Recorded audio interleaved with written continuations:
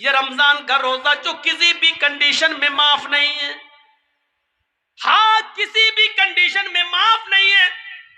رخصتی تو ہے لیکن معافی نہیں ہے.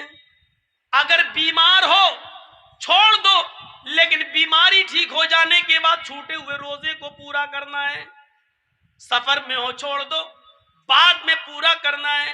یہ روزہ اتنا زبردست فریضہ ہے کہ رمضان کے مہینے میں اگر عورتیں پیریڈ سے ہو جائیں، ان کو مہینہ شروع ہو جائے تو وہ نماز بھی چھوڑیں گی اور روزہ بھی چھوڑیں گی.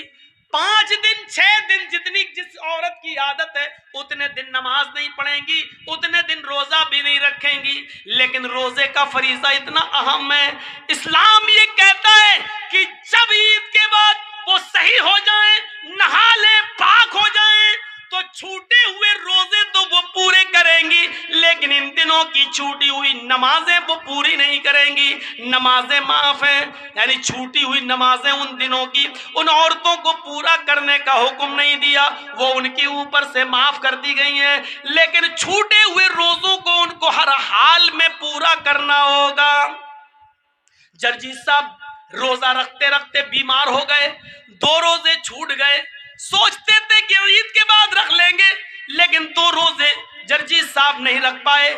محرم کا مہینہ، شوال کا مہینہ جانے سے پہلے انتقال ہو گیا. جرجیت صاحب کے جو 2 روزے چھوٹ گئے ہیں ان کو پورا رکھنا تھا، بیماری کی وجہ سے چھوٹے، ان کو پورا رکھنا تھا دوسرا سال روزہ آنے سے پہلے، لیکن انتقال ہو گیا. تو یہ مرنے کے بعد بھی میرے اوپر سے معاف نہیں ہے. اب یہ چھوٹے ہوئے 2 روزے میری اولاد پورا کرے گی، میری بیوی رکھے گی، میری بہن رکھے گی، میرا باپ رکھے گا، میرے خون کا کوئی رشتہ ہوگا وہ رکھے گا. غور کیجئے، یہ اتنا زبردست فریضہ ہے یہ روزہ جو کسی بھی کنڈیشن میں معاف نہیں ہے.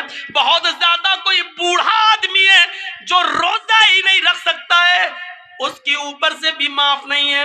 ہر روزہ نہیں رکھے گا لیکن ہر ایک دن کے روزے کے بدلے میں مال فدیہ دے گا.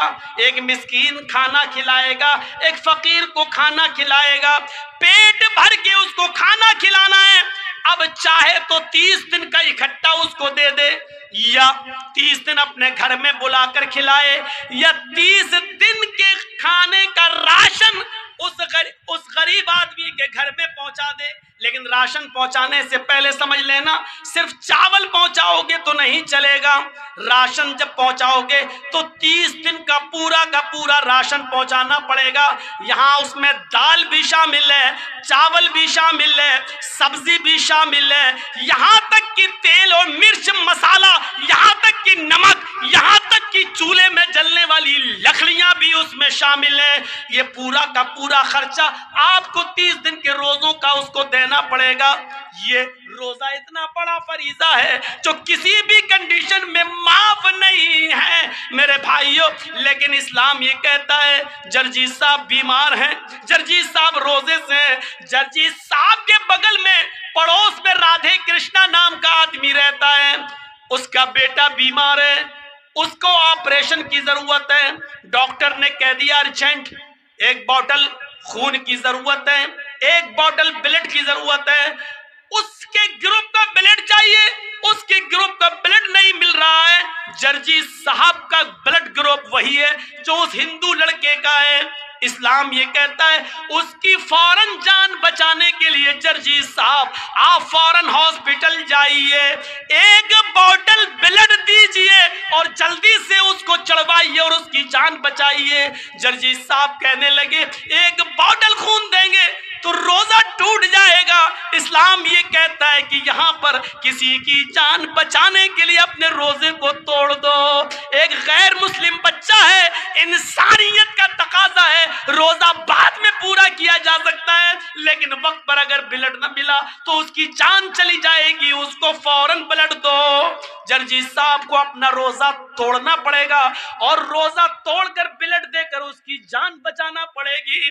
میڈیا والوں لکھو اور بیان دو، اسلام یہ شکشا دیتا ہے اسلام یہ تعلیم دیتا ہے تمہاری طرح نہیں کہ رام کا نام بدنام کرو، پیڑ سے باندھ دو، جے شری رام کے نعرے لگاؤ، مسجدوں سے بھی گزرو تو رام کا نام لگاتے ہوئے گزرو، یہ نعرہ لگاتے ہوئے سنو۔ اگر تمہارے عقیدے کے مطابق رام چندر جی جیوت ہیں، زندہ ہیں، تو یقین مانو کہ ان کی آتما اندر سے کتنی دکھی ہو رہی ہوگی، ان کی آتما اندر سے کتنی رو رہی ہوگی کہ میں نے تو اپنے شاگردوں کو، اپنے چیلوں کو ایسا رام دھرم بنانے کے لیے نہیں کہا تھا، ایسا تو نہیں کہا تھا، لیکن آج یہ کتنے گر چکے ہیں کہ اپنے سوارتھ کے لیے ہم کو مسجدوں کے باہر بھی نیلام کر رہے ہیں۔ ذرا تصور کیجئے، یہ اسلام ہے جو ہمیں جوڑتا ہے، یہ اسلام ہے جو ہمیں مانوتا اور انسانیت سے جوڑتا ہے۔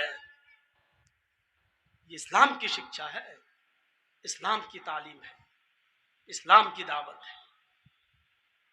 ہم ہیں کہاں؟